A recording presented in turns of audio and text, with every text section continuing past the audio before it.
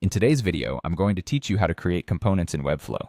Whether you're new to Webflow or an experienced designer looking to streamline your workflow, understanding how to create reusable components can be a game changer in web design.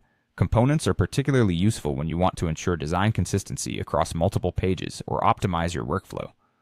So let's dive in and see how you can make your design process even more efficient. First, you'll want to build the specific element or section that you plan to reuse. This could be anything from a button, a wizard, a navbar, or even a testimonial section. Take your time to perfect this design because it will serve as a reusable template within your project. Choosing the right elements to convert into components is essential, as it allows you to maintain consistency and make updates effortlessly across your site. Once you have your element built, the next step is to select it. If you have multiple elements that make up the design you're working with, you'll need to group them before proceeding. Click and drag or hold down the Shift key to select multiple elements. It's crucial to ensure that you have every part of your intended design selected, so your component is completely encapsulated. Now that your element or group of elements is selected, you'll need to access the Components panel.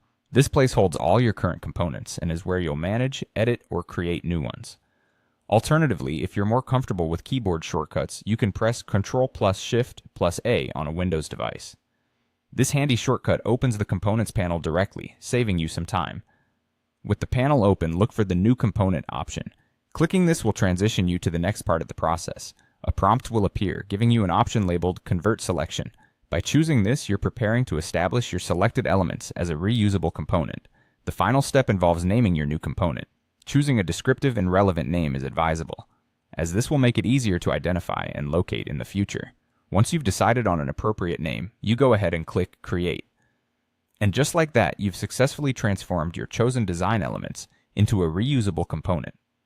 By making components, you bring efficiency and uniformity to your design process. You can deploy these elements across various pages within minutes, updating them centrally to reflect changes across the entire site. It's a powerful feature that enhances your productivity and maintains the professional quality of your web projects. Now that you know how to create components in Webflow, give it a try and see how it enhances your design workflow.